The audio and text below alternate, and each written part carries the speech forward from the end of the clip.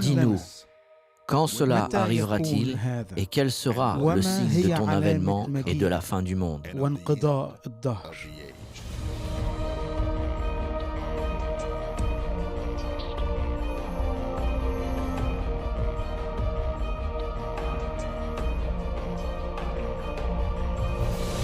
Notre sujet aujourd'hui est la venue de la religion universelle, le moment où toutes les religions ne feront plus qu'une.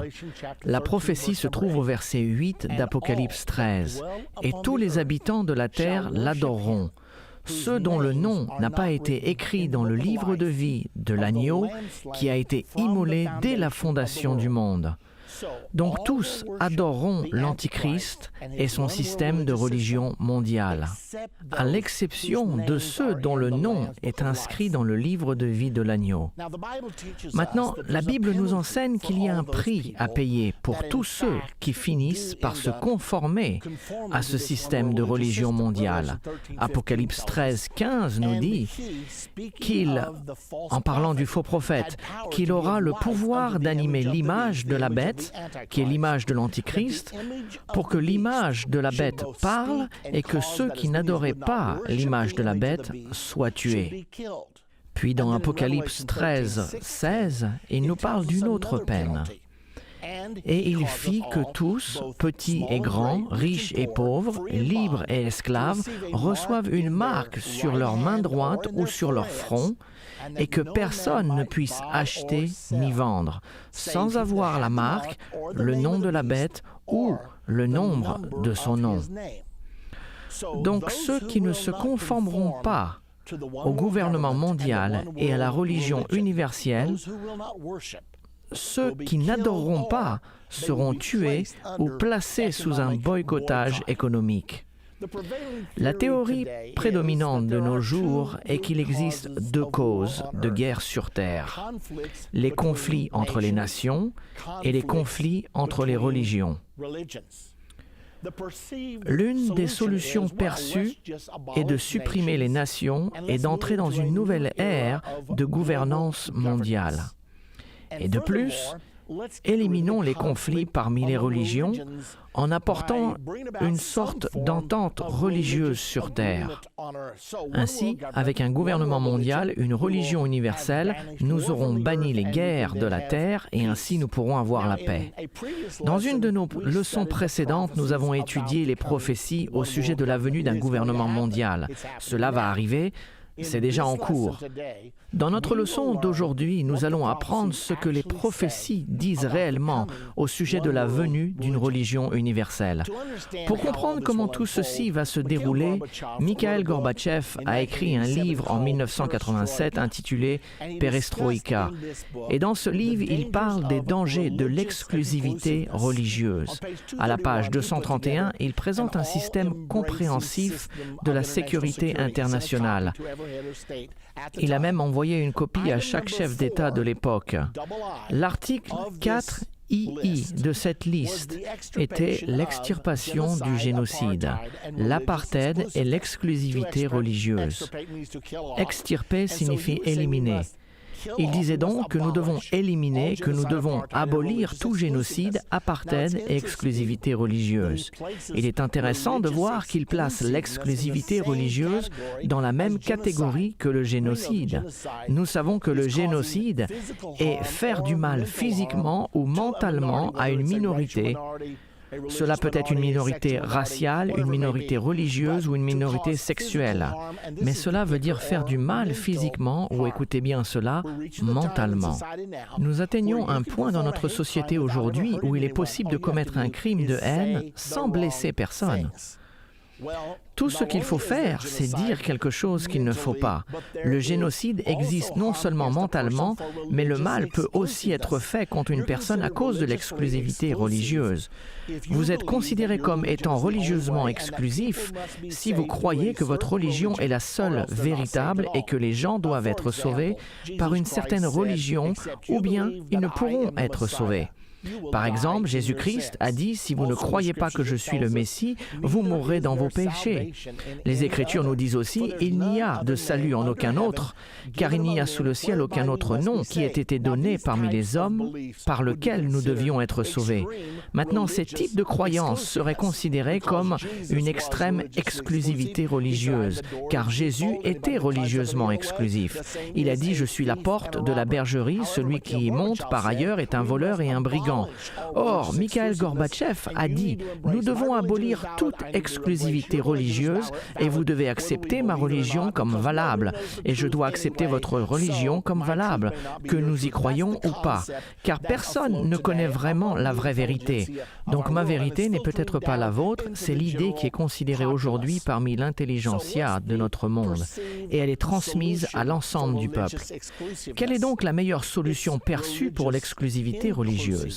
C'est l'inclusion religieuse ou le regroupement des foi. Cela veut dire que si votre religion est bonne pour vous, je la respecte et ne la questionne pas.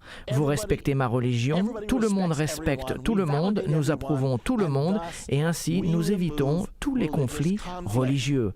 Ce terme regroupement des foi est un nouveau terme pour nous. Cependant, plusieurs de nos grands dirigeants politiques d'aujourd'hui embrassent le regroupement des foi.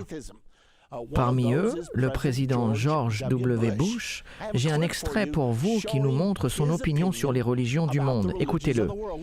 Laissez-moi vous poser des questions sur la foi, qui est un sujet difficile à débattre. Adorons-nous tous le même Dieu, chrétiens et musulmans? Je pense que oui. Nous avons différentes voies pour arriver au Tout-Puissant. Est-ce que Ben Laden ou Abu Massad al-Zarqawi prient le même Dieu que nous? Je pense qu'ils prient un faux Dieu, autrement ils ne tueraient pas des innocents. Est-ce que les chrétiens et les non-chrétiens et les musulmans vont au paradis à votre avis? Oui, ils y vont. Nous avons des voies différentes pour y arriver, mais je veux que vous compreniez, je veux que vous qui écoutiez compreniez que je ne décide pas qui va au paradis. Le Dieu Tout-Puissant décide qui va au paradis. Voilà, vous l'avez entendu. Le président Bush dit que les musulmans, les juifs et les chrétiens prient tous le même Dieu et qu'ils iront tous au paradis. C'est ça que nous appelons l'inclusion religieuse ou le regroupement des foi. Maintenant, notre président actuel, Barack Obama, croit également au regroupement des foi et l'encourage à chaque occasion. Lors de son inauguration, 3 services religieux ont été faits. Au premier service, il y avait des musulmans et des juifs qui ont prié. Au deuxième service, il y avait un épiscopalien homosexuel, l'évêque Gene Robinson, pour faire la prière. Et au troisième service, il y avait l'évangéliste Rick Warren qui a prié. Le président Obama a donc envoyé un puissant message que toutes ces religions sont légitimes et que je crois au regroupement des foi. Cependant, avant de bien comprendre le regroupement des foi, regardons le précurseur de ce fusionnement, l'œcuménisme. L'œcuménisme est tout simplement le mouvement initiant l'unité parmi les églises chrétiennes ou les dénominations. L'effort d'unifier tous les chrétiens et toutes les dénominations chrétiennes a réellement commencé avec le Vatican II en 1962. De ce concile, convoqué par le pape Jean XXIII, l'Église catholique romaine lança un appel à tous ceux qui l'ont quitté, en parlant des protestants, de revenir. L'irrésistible argument derrière l'appel aux protestants fut les paroles de Jésus. Afin que tous soient un comme toi, Père, tu es en moi, et comme je suis en toi, afin qu'eux aussi soient un en nous, pour que le monde croie que tu m'as envoyé. Cela se trouve dans Jean 17, 21. Et un autre passage nous dit « À ceci, tous connaîtront que vous êtes mes disciples, si vous avez de l'amour les uns pour les autres. » L'Église catholique a dit « Comment pouvons-nous gagner ce monde si nous, les chrétiens, nous sommes si divisés ?» Et ceci était très attrayant car, après tout, qui ne voudrait pas que tous les chrétiens soient réunis? Cependant, il y avait un problème. La faille mortelle du mouvement œcuménique, dès le début, était que cet appel à l'unité était basé sur un compromis plutôt que sur la vérité. Les vérités bibliques pour lesquelles nos ancêtres ont travaillé et sacrifié leur vie ont été mises de côté comme de vieilles choses obsolètes. Maintenant, si l'appel à l'unité avait été basé sur la vérité, que tous les croyants s'unissent et s'occupent des doctrines principales de la foi chrétienne, qu'ils prient et qu'ils étudient jusqu'à ce qu'ils pensent que ceci est correct, c'est ça que la Bible enseigne. Puis nous sommes tous d'accord et nous aurions pu avoir une vraie renaissance chrétienne. Cependant, ce n'était pas basé sur la vérité, mais sur le compromis. La doctrine est presque devenue un gros mot. Mais ce n'était pas une bonne idée car l'apôtre Paul a écrit à Timothée en disant « Veille sur toi-même et sur ton enseignement. Persévère dans ces choses. » Car en agissant ainsi, tu te sauveras toi-même et ceux qui t'écoutent. Paul a donc enseigné à Timothée que la doctrine était essentielle pour le salut. Mais dans le mouvement œcuménique, la doctrine est devenue un obstacle à l'unité. Et cela a marché, car entre 1962 et 1994, le mouvement œcuménique a rapidement grandi. Et en 1994, les catholiques, les luthériens, les méthodistes, les baptistes et même les juifs ont commencé à partager leur église, leur synagogue, leur pupitre. C'était étonnant de voir cela se passer, étant donné que ceci ne s'était jamais passé auparavant. Et en 1994, c'était en quelque sorte la culmination de tous les efforts œcuméniques. Et le 29 mars 1994, l'annonce a été faite qu'un accord avait été signé entre certains dirigeants évangéliques tels que Pat Robertson, Charles Colson et Bill Bright, le fondateur de Croisade pour Christ, ainsi que certains théologiens de l'Église catholique romaine. Cette déclaration faisait appel aux catholiques et aux protestants ensemble, disant que, puisque chaque personne qui confesse sa foi en Jésus-Christ est sauvée, que les catholiques, les protestants et les évangéliques ne devraient plus viser sur les membres d'une autre communauté afin de les convertir. Cet accord suppose que les différences entre les doctrines ne comptent plus, mais qu'elles sont tout simplement des obstacles qui divisent l'unité chrétienne. Cette déclaration, annonçant la signature de ce document, a paru dans un article de l'Indianapolis Star le 30 mars 1994.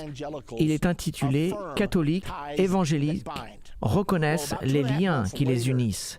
Et environ 2 mois et demi plus tard, en juin 1994, la Convention baptiste du Sud, qui est la plus grande dénomination protestante de l'Amérique, a voté à l'unanimité l'endossement d'une déclaration pour l'unité avec les catholiques en dépit des différences théologiques.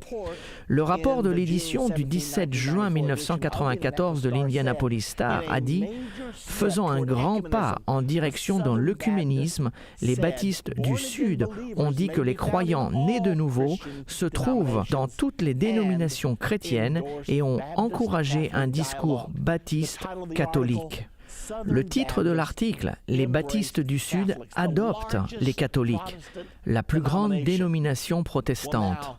Eh bien, en 1999, la touche finale du mouvement œcuménique a été mise en place. Les luthériens et les catholiques ont signé une déclaration conjointe pour la justification par la foi. L'annonce disait « C'est un accord monumental, un grand exploit du dialogue œcuménique engendré par le Vatican II qui a failli ne pas se réaliser. En dépit de son image publique, en tant qu'opposé au mouvement œcuménique, l'homme reconnu par les deux côtés comme celui qui a sauvé ce document, et cette déclaration n'est autre que celle du cardinal Joseph Ratzinger, le chef de la congrégation de la doctrine de la foi du Vatican. Cet homme est maintenant maintenant le pape Benoît XVI. La signature a eu lieu le 31 octobre, le jour de l'anniversaire où Martin Luther a cloué ses 95 thèses sur la porte de la cathédrale de Wittenberg, causant ainsi le déclenchement de la réforme protestante. Nous voilà donc à la date de son anniversaire. La réforme protestante a eu lieu à cause de la justification par la foi. Martin Luther a rendu cette expression célèbre « le juste vivra par la foi ». Donc ensemble, les luthériens et les catholiques ont alors rédigé un document théologique pour expliquer la signification. Ainsi, la chose qui a causé la réforme est maintenant mise de côté et adoptée. Alors pourquoi les églises ne se réunissent-elles pas? C'est ce qu'il s'est produit le 31 octobre 1999. Ainsi, le problème qui a suscité la réforme est résolu. La plupart des dénominations chrétiennes considèrent les autres groupes chrétiens comme sauvés. L'œcuménisme étant considéré par la plupart comme un fait acquis. Ainsi, le point d'intérêt bascule de l'œcuménisme au regroupement des foi. Revenons à la première rencontre du regroupement des foi. En 1893, le premier parlement des religions du monde s'est tenu à Chicago. Son objectif était de cultiver l'harmonie parmi les communautés religieuses et spirituelles dans le monde et d'encourager leur engagement envers le monde avec ses établissements de conduite afin d'avoir un monde juste, paisible et durable. En fait, ils étaient bien en avance sur leur temps, car peu de choses étaient accomplies pour le regroupement des foi pendant environ 80 ans. Mais en 1985, le pape Jean-Paul II a fait une déclaration stupéfiante, qu'il pensait que les musulmans et les chrétiens adoraient le même Dieu. C'était au mois d'août en 1985 que le pape Jean-Paul II visitait le Maroc après avoir été invité par le roi Hassan II. Il était le premier pape à visiter officiellement un pays islamique sur l'invitation de son chef religieux. Et là, lors d'une assemblée historique, au milieu de milliers de jeunes musulmans, dans le stade de Casablanca, il a souligné que nous croyons au même Dieu. Le Dieu unique, le Dieu vivant. Pensez un peu, les musulmans et les chrétiens qui croient au même Dieu. Les chrétiens croient que Jésus-Christ est Dieu. Les musulmans ne croient pas que Jésus est Dieu. Les chrétiens croient que Jésus est mort sur la croix et que le seul plan du salut est au travers du sang du calvaire. Les musulmans nient que Jésus soit mort sur la croix. Nous faisons donc ici d'énormes bonds de foi aveuglément. Et ceci a continué jusqu'en 1986, quand le pape Jean-Paul II a appelé à une journée mondiale de prière. Le pape Jean-Paul II était convaincu que la prière pourrait réunir les croyants, une idée qui a inspiré en 1986 la journée mondiale de prière pour la paix à Assise en Italie. Ce rassemblement sans précédent à l'invitation du pape a attiré ses dirigeants juifs, bouddhistes, shintoïstes, musulmans, zoroastriens, hindous, unitariens, africains traditionnels, des Indiens d'Amérique et beaucoup d'autres sous le toit de la basilique de Saint-Francis. Tous ont prié côte à côte avec des dirigeants catholiques, orthodoxes et des protestants pour la paix dans le monde. Et il semblerait qu'il y avait du bon dans tout cela. Chacun d'entre nous, je pense, pourrait dire que ce serait une bonne chose que tout le monde descende leurs barrières, qu'ils s'unissent ensemble et prient le Dieu en qui ils croient. Cependant, avant de décider que ce soit une bonne chose, j'aimerais vous poser cette question. Pouvez-vous imaginer le prophète Élie dans l'Ancien Testament se réunir en regroupant leur foi dans une réunion de prière avec les prophètes de Baal et les autres prophètes de la région? Je pense pas. Nous savons qu'il ne l'aurait pas fait si vous connaissez votre Bible. La question que nous devons donc nous poser, Élie avait-il tort à l'époque ou avons-nous tort aujourd'hui? Nous devons nous poser cette question car l'humanité s'est souvent égarée. Poursuivons. Finalement, en 1993, au Parlement des religions du monde à Chicago, qui était le 100e anniversaire du premier Parlement des religions du monde, qui s'était lui-même aussi tenu à Chicago. Des catholiques, des protestants, des hindous, des juifs, des musulmans, des sikhs, des asturiens, des vicans, qui entre parenthèses sont des sorcières, des indigènes et beaucoup d'autres ont participé. Le Parlement des religions du monde de 1993 a adopté une éthique mondiale, écrite par le célèbre théologien catholique Hans Kung. Une éthique mondiale est une déclaration de croyance mondiale. L'essentiel de l'éthique mondiale peut être réuni en 3 citations dans ce document. Premièrement, nous affirmons qu'un ensemble de valeurs de base se trouve dans les enseignements des religions et que celles-ci forment la base pour une éthique mondiale dans laquelle toutes les religions peuvent se retrouver. Deuxièmement, il existe déjà des anciennes directives pour la conduite humaine qui se trouvent dans les enseignements des religions du monde et qui sont la condition pour un ordre mondial durable. Ordre mondial durable, je reconnais cette expression. C'est dans cette direction que nous allons, n'est-ce pas?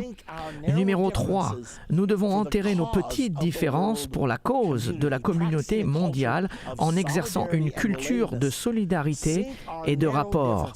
Enterrer nos petites différences telles que Jésus est-il Dieu ou pas? Était-il le Messie ou pas? A-t-il été crucifié sur la croix ou pas? Ou bien Allah est-il Dieu? Ou Jéhovah est-il Dieu? Ou Braham est-il Dieu? Petites différences, c'est ce que dit l'éthique mondiale. Nous devons enterrer ces petites différences. Pourquoi? Pour la cause de la communauté mondiale, pour la cause du gouvernement mondial. C'est ça, la pensée qui est le dynamisme du regroupement des foi. Puis en 1994, le nouveau catéchisme catholique romain a été publié. J'ai acheté un exemplaire car j'étais très intéressé par ce qu'ils avaient à dire sur la relation entre l'Église catholique et les musulmans. Dans la rubrique numéro 841, dans le paragraphe des relations de l'Église avec les musulmans, il est dit ceci, et je cite, « Le plan du salut comprend aussi ceux qui reconnaissent le Créateur. En première place se trouvent les musulmans. Ceux-ci professent garder la foi d'Abraham et ensemble avec nous, ils adorent le Dieu unique, miséricordieux, le juge de l'humanité lors du dernier jour. Ainsi, le catéchisme catholique dit que le plan du salut inclut également, en premier, les musulmans, tout simplement parce qu'ils prétendent adorer le Dieu d'Abraham comme nous. C'est ce qu'il a été dit. Un autre grand pas vers le regroupement des foi. Monsieur Robert Muller était secrétaire général adjoint sous 3 différents secrétaires généraux aux Nations Unies. Il a travaillé à l'ONU pendant 38 ans. Je l'ai interviewé dans une de nos émissions de radio Politique et Religion et il m'a déclaré « Nous avons réuni le monde autant que possible politiquement ». Il préconisait ouvertement un gouvernement mondial. Mais il a dit « Nous sommes coincés, nous ne pouvons aller plus loin car pour créer un vrai gouvernement mondial, le monde doit se rapprocher spirituellement. » Puis il a dit, ce qu'il nous faut, c'est une nation unie des religions. Il a dit, les dirigeants politiques se rencontrent quotidiennement à l'ONU et ils discutent ensemble. Jusqu'à ce jour, nous avons un tel consensus d'opinion que nous avons une communauté mondiale. La communauté mondiale dit ceci, la communauté mondiale dit cela. Mais il a dit que les dirigeants religieux ne s'adressent même pas la parole pour la plupart du temps. Nous avons besoin d'une nation unie des religions. Enfin, je n'étais donc pas surpris quand, quelques années plus tard, j'ai vu l'annonce qu'un entretien œcuménique pour les dirigeants politiques et les dirigeants religieux aurait lieu à San Francisco en commémoration du 50e anniversaire de la signature de la Charte de l'ONU. C'était le 26 juin 1995, exactement 50 ans après que la Charte de l'ONU fut signée. L'entretien fut organisé par l'évêque William Swing de l'Église épiscopale de San Francisco. À la demande de l'ONU, les participants présents étaient le secrétaire général de l'ONU, Boutros Boutros-Ghali, la princesse Margaret de Grande-Bretagne, l'archevêque Desmond Tutu de l'Afrique du Sud, le président Lech Walesa de Pologne, ainsi que plusieurs autres dignitaires internationaux. Après cette réunion œcuménique, l'évêque Swing, qui en était le responsable, a décidé qu'à la suite de cet entretien, il devrait explorer la possibilité possibilité d'établir une organisation unie des religions ou les Nations unies des religions. En 1996, il a rendu visite à des personnes telles que le pape Jean-Paul II, l'évêque Desmond Tutu, le Dalai Lama, Mère Teresa, et de retour de ces rencontres, il a annoncé que l'idée avait été bien reçue par une grande majorité. Par conséquent, en 1997, le révérend Swing décida de tenir la première conférence pour rédiger la charte de l'Organisation des religions unies. Puis en 1998, il a tenu sa deuxième conférence pour la rédaction de cette charte. Et finalement, ils ont achevé la charte. À ces conférences, il y avait des protestants, des catholiques, des juifs, des hindous, des indigènes, des wiccans. Tous étaient présents. Finalement, la charte fut finalisée en l'an 2000. Ils allaient avoir une énorme conférence pour la signature de la charte à Pittsburgh, en Pennsylvanie. Et à cette réunion, il se trouve que j'y étais présent, un appel téléphonique des Nations Unies fut annoncé. Une dame hindoue priait à cet endroit. L'appel des Nations Unies a félicité les religions unies pour leur accomplissement. La femme hindoue qui était en prière s'assit en position de lotus et au bout d'un moment, elle dit « Om ». Et j'entendis un écho venant de la congrégation « Om ». Et rapidement, tout le monde disait « Om ». Et j'ai réalisé que je me trouvais au milieu d'un service religieux œcuménique. Finalement, le service s'est terminé par le retentissement du chauffard juif. C'était un événement surprenant. Il s'agissait de la signature de la charte de l'Organisation des religions unies. Dans notre prochaine partie de la fin de l'ère, nous découvrirons ce que la Bible dit au sujet du succès ou de l'échec du regroupement des foi. Nous avons déjà vu d'après les prophéties qu'il y aura une religion mondiale. Maintenant, nous allons voir à quoi elle ressemblera. Dans notre dernier segment de ce cours sur la religion mondiale, nous avons étudié le regroupement des foi et la création d'une organisation des religions unies. Nous allons continuer à examiner ce regroupement des foi, car après la formation des religions unies en l'an 2000, environ 3 mois plus tard, au mois d'août 2000, une assemblée a été tenue à l'ONU appelée le Sommet du millénaire pour la paix mondiale. C'était la toute première assemblée religieuse tenue aux Nations Unies. Elle a eu lieu une semaine avant le sommet du millénaire des chefs politiques du monde. Le concept derrière cette assemblée était « Nous devons apporter une entente entre les chefs religieux et les chefs politiques du monde ». Cette assemblée a été subventionnée par M. Ted Turner, qui avait fait une donation d'$1 milliard aux Nations Unies. Puisqu'il avait avancé l'argent, Ted Turner a été l'orateur principal de la conférence. Environ 1000 chefs religieux des 4 coins du monde y ont participé.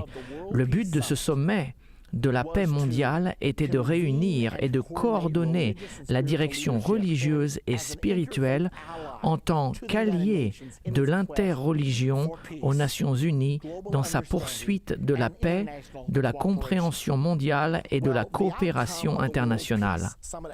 Les résultats du sommet de la paix mondiale, et rappelez-vous que c'était en l'an 2000, le tournant du millénium, ça n'arrive qu'une fois tous les 1000 ans, donc les attentes étaient très grandes. Lors de cette assemblée, les chefs religieux ont signé premièrement une déclaration pour la paix mondiale et ils ont également établi ce qui est probablement le plus important, le Conseil consultatif international des chefs religieux. C'est une liaison entre les chefs religieux et les chefs politiques du monde. Le but était d'engager les chefs religieux à mettre en avant le programme de la communauté mondiale ou du gouvernement mondial plutôt que de le contrer. La raison pour laquelle cela était si important, c'est que les chefs politiques ont réalisé que les chefs religieux pouvaient saboter leurs efforts. Après tout, ce sont les chefs religieux qui se trouvent en face de leur congrégation chaque semaine. De plus, ils consacrent leurs bébés, ils marient leurs jeunes, ils enterrent leurs morts, ils sont reçus chez eux, leur influence est si grande. Et bien sûr, c'est ce que M. Muller a dit quand il a parlé de notre besoin d'une nation unie des religions. Donc ils ont établi ce conseil de liaison pour consulter avec les chefs politiques du monde afin d'apporter cette union entre la politique et la religion, entre les pouvoirs politiques du monde et les chefs religieux du monde. Donc, la mission a été accomplie, c'est ce qu'ils ont mis en place. Une semaine plus tard, les chefs politiques se sont rendus aux Nations Unies pour le sommet du millénaire de l'ONU. Une fois de plus, c'était le tournant du millénium. Les attentes étaient très grandes, la participation était très importante. Ils ont fait plusieurs choses lors de cette réunion, mais la chose principale était l'adoption des objectifs du millénaire pour le développement, OMD. Il existe 8 OMD tels que le développement durable, le partenariat mondial, etc. Vous pouvez lire au sujet de toutes ces choses en allant sur le site de l'ONU. Cependant, le vrai programme du nouvel ordre mondial était de fonder les objectifs du millénaire pour le développement et qu'ainsi toutes les nations du monde travailleraient ensemble pour atteindre ces buts. Ce qui s'est produit, c'est qu'ils ont adopté un programme, un agenda pour le système du gouvernement mondial et ont intégré aux objectifs millénaires pour le développement un plan de redistribution massive des richesses. La redistribution massive des richesses, comme vous le savez, est l'idée principale de la plateforme du socialisme international ou du communisme. Nous avons donc déterminé l'objectif pour un programme socialiste international géré entièrement par les Nations Unies avec la coopération des religions du monde. Et les efforts de l'interreligion ont persisté. En 2002, le pape Jean-Paul II a dirigé une fois de plus un service interreligieux à Assise en Italie. Ainsi, le concept d'interreligion était lancé. Tony Blair, un dirigeant très influent dans notre monde et que nous connaissons tous très bien. Il était le premier ministre de la Grande-Bretagne pendant de nombreuses années. Cependant, en 2007, il a annoncé qu'il allait quitter ses fonctions de premier ministre. Les rumeurs ont également dit qu'il allait se convertir au catholicisme. Cependant, il ne l'a pas fait pendant qu'il était au pouvoir car le Premier ministre de la Grande-Bretagne est le chef de l'Église épiscopalienne ou anglicane. Il a donc attendu la fin de son mandat. Puis quelques mois plus tard, il s'est converti au catholicisme. Mais ce n'était pas tout, car l'année suivante, en 2008, il a fondé une nouvelle organisation appelée la Fondation Tony Blair pour la foi.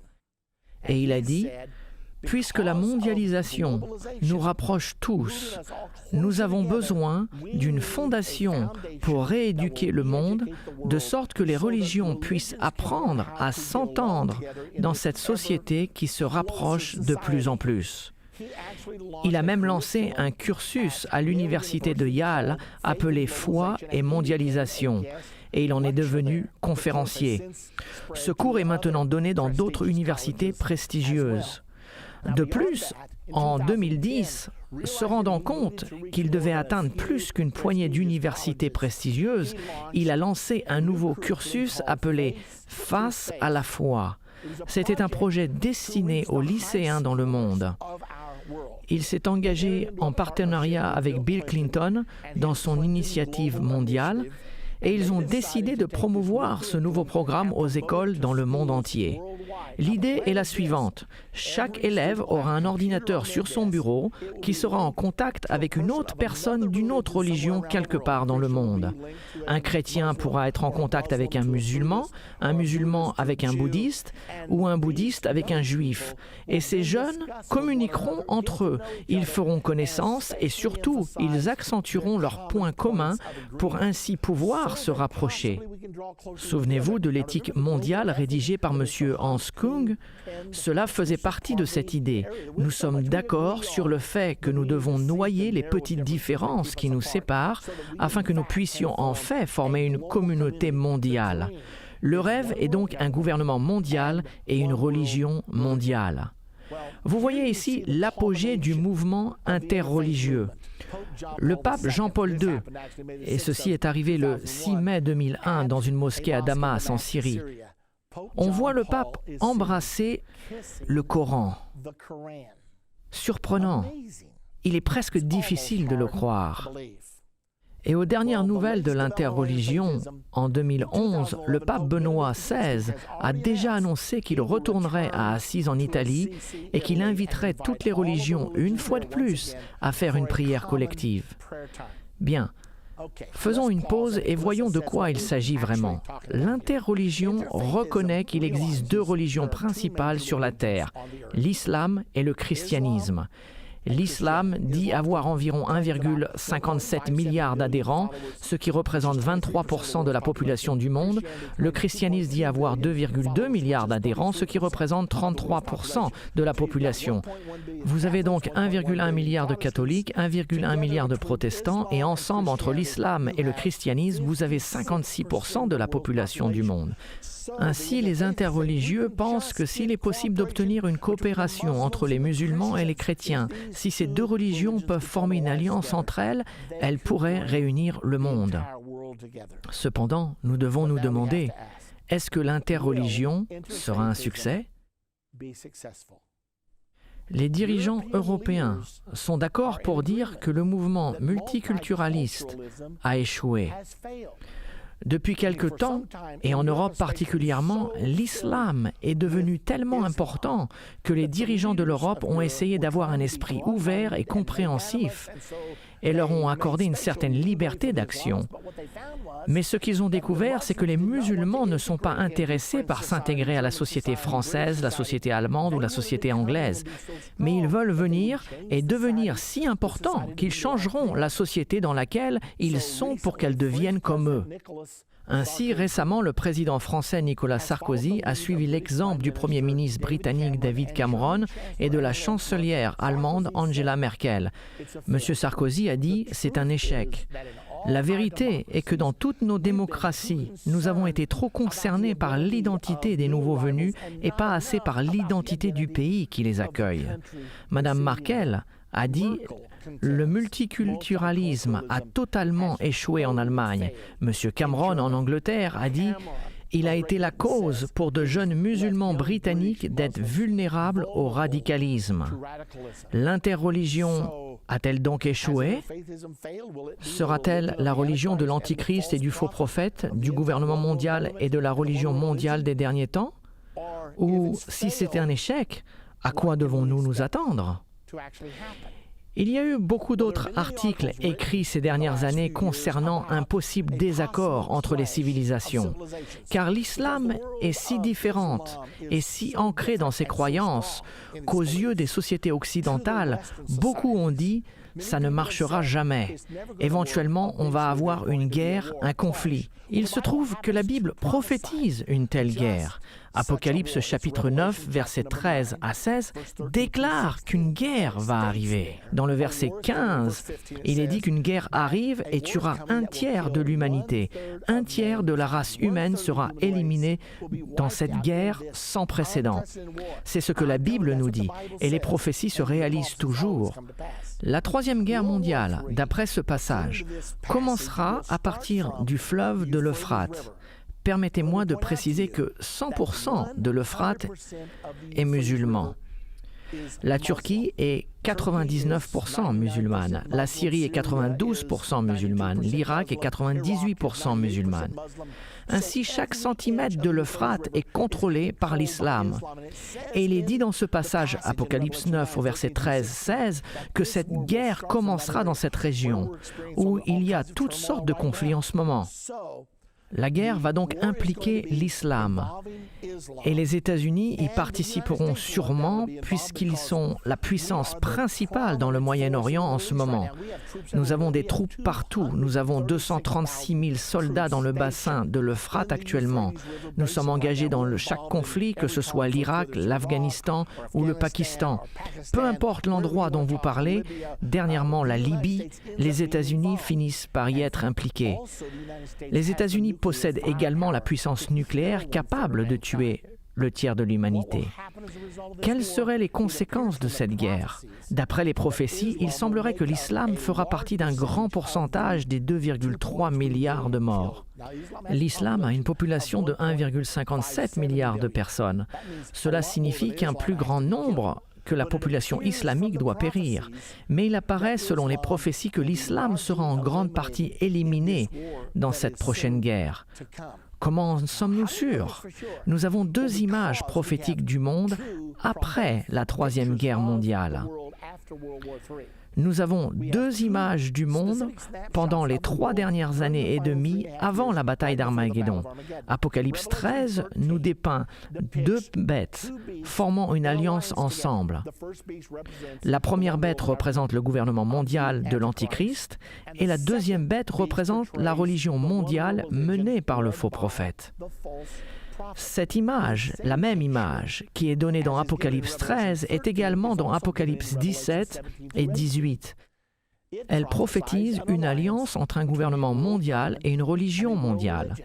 Ces deux prophéties montrent le monde tel qu'il sera juste avant la bataille d'Armageddon et la deuxième venue de Jésus-Christ. Arrêtons-nous un moment pour remarquer combien de temps le livre d'Apocalypse consacre à l'arrivée de ce système religieux mondial.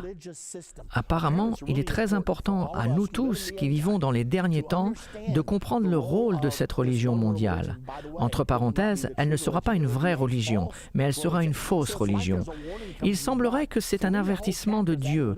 Il y a au moins 3 chapitres entiers sur les 22 chapitres du livre de l'Apocalypse consacrés au système religieux mondial. Nous devons donc en tenir compte. Donc, regardons maintenant la prophétie sur la venue de cette religion mondiale. Premièrement, un avertissement. Une grande partie des chrétiens, protestants et catholiques deviendront adeptes de cette religion mondiale. Je ne suis pas très ravi de vous dire cela car je suis chrétien moi-même. Et quand je pense que la plupart des chrétiens vont participer à ce système de religion mondiale et coopérer avec l'Antichrist, cela me fait beaucoup de peine. Mais je dois vous dire la vérité, car c'est ce que la Bible prédit. Et les prophéties ne se trompent jamais. Dans Apocalypse 17, 1 à 3, nous voyons une prophétie spécifique sur la religion mondiale de la fin des temps. Au verset 1, « Puis un des 7 anges qui tenait les 7 coupes vint, et il m'adressa la parole en disant, « Viens, je te montrerai le jugement de la grande prostituée qui est assise sur les grandes eaux. C'est avec elle que les rois de la terre se sont livrés à la débauche, et c'est du vin de sa débauche que les habitants de la terre se sont enivrés. Puis il me transporta en esprit dans un désert, et je vis une femme assise sur une bête écarlate. Il s'agit d'une bête rouge, pleine de noms de blasphème, ayant 7 têtes et 10 cornes. La première chose sur laquelle je veux attirer votre attention est que la personne qui parle à Jean lui a dit « Je te montrerai le jugement de la grande prostituée ». Il s'agit donc d'un avertissement que le jugement va arriver. Et lorsqu'on continue, laissez-moi vous rappeler que cette bête d'Apocalypse 17 est la même bête à 7 têtes et 10 cornes qui symbolise le gouvernement mondial d'Apocalypse 13. Ainsi, la bête d'Apocalypse 17 et la bête d'Apocalypse 13 est la même bête. Laissez-moi aussi vous rappeler que la bête d'Apocalypse 13 a le corps d'un léopard, l'Allemagne, les pattes d'ours, la Russie, la gueule d'un lion, la Grande-Bretagne, et les 10 cornes du royaume à 10 cornes, la coalition de 10 nations qui sortira de l'Union européenne. Il s'agit donc d'un système de gouvernement mondial venant de l'Europe. Ça, c'est la bête d'Apocalypse 13. Et dans Apocalypse 17, on nous dit quelque chose qui n'est pas mentionné dans Apocalypse 13. La couleur de la bête est rouge. Le rouge dans la Bible est utilisé pour symboliser le socialisme ou le communisme. Ainsi, le gouvernement mondial de l'Antichrist et du faux prophète sera un gouvernement socialiste. Et cela ne devrait pas nous étonner car la plupart des nations du monde sont aujourd'hui socialistes.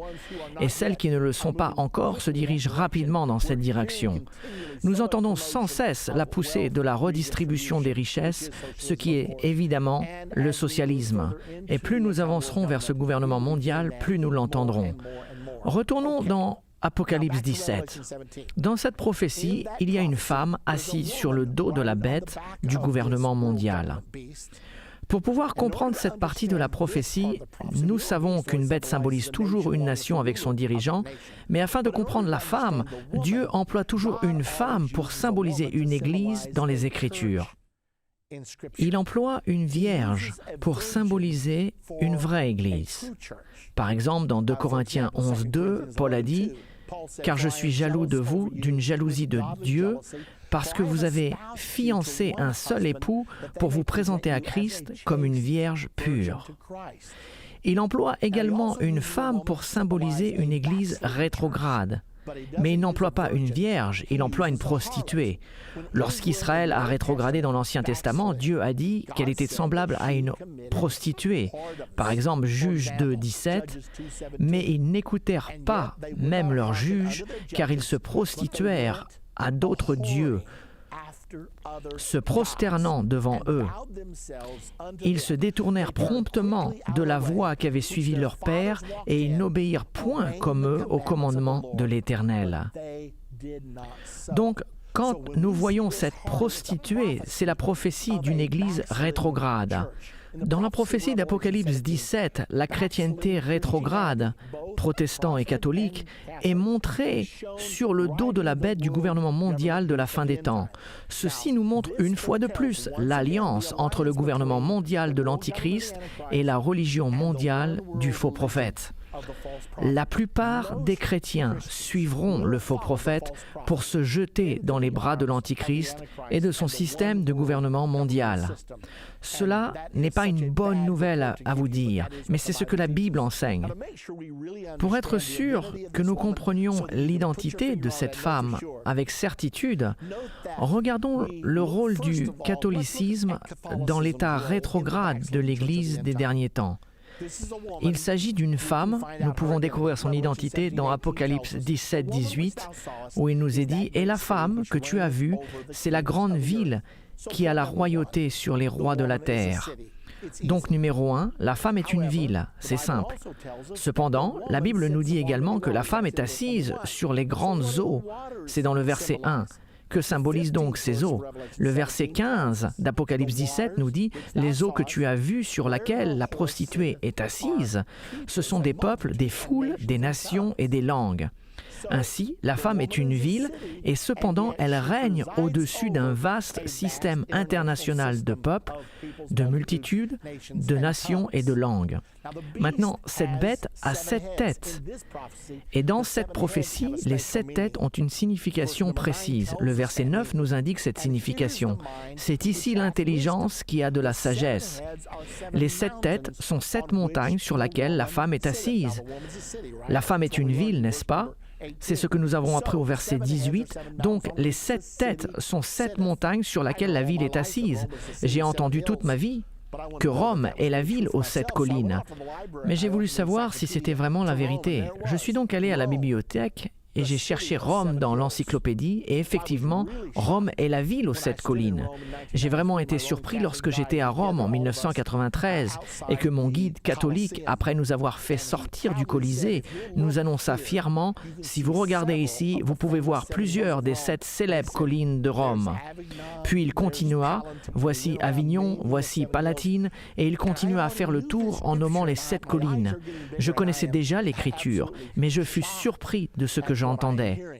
Un autre indice de l'identité de la femme est au verset 4. Cette femme était vêtue de pourpre et d'écarlate et parée d'or, de pierres précieuses et de perles.